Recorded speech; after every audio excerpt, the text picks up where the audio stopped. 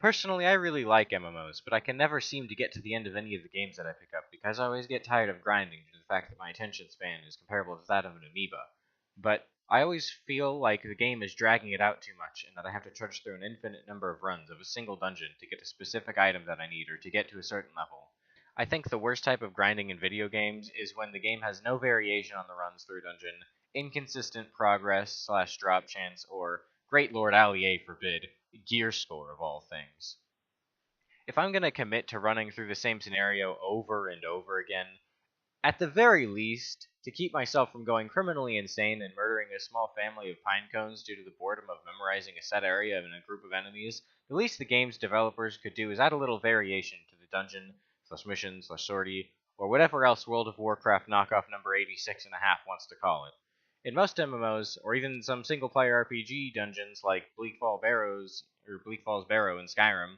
the enemies are set to spawn in the exact same place, at the exact same time, in the exact same way, every single time you go through the area. It's boring, repetitive, and it drains my soul more than the annual tradition my family has of watching Elf 3 times a year around Christmas time, for no reason other than it's about an elf and it has Will Ferrell in it.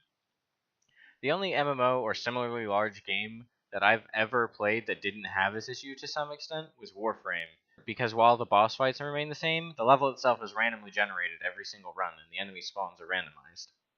The next big detraction from the MMO experience that I tend to have is the feeling that I'm not making any progress because there's no visual, physical, verbal, or imaginary indication that I've done something useful with my time if I'm farming a specific enemy for a specific weapon that has a random chance to drop.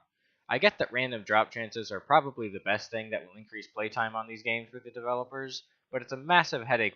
because I have the worst RNG to ever exist among the species of mankind when it comes to drop chance. I farmed the Baldur Knight in Dark Souls for the Baldur Side Sword that has a 3% drop chance over 400 times before. I just want there to be some indication that my effort isn't completely useless on the runs where I don't actually get the weapon that I want. For example, in MapleStory 2 for the cosmetics, you have a random drop chance to get the individual dungeon's cosmetic item on any given run, but in the probable event that you don't receive it, you get an item every run that you can combine to make a cosmetic after 20 runs. It's still boring as sin, but it doesn't feel useless when you have to do it for hours on end.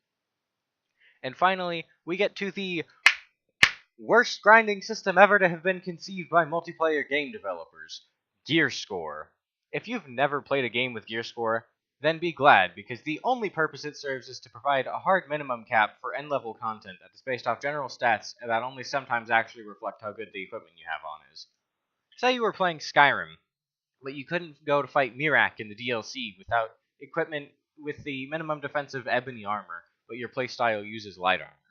Your only real options are to either upgrade your current set of small boy clothes harder than I mutilate my scripts when I'm trying to read them, or you have to swap to the gear that doesn't work well for your playstyle. If the gear you usually use is good enough, then that's great, but if your gear score is too low, even if you'd be able to do whatever dungeon you're trying to do, you can just go commit toaster bath for all the game cares. Entry into game content shouldn't be locked by the equipment you have on, because it doesn't reflect any of the player's real ability to clear said content. If it did, then nobody would have ever been able to beat games like Dark Souls blindfolded. Link to that particular run-through in the description. Overall, I just want my games to not force me to play copious amounts of time that I don't want to sink into a single game when I have over 60 in my Steam library that I've either barely touched or haven't even opened a single time.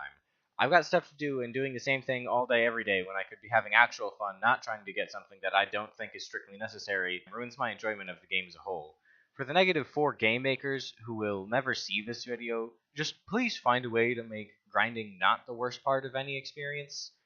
Thanks for watching my mediocre video. Probably won't see you next time.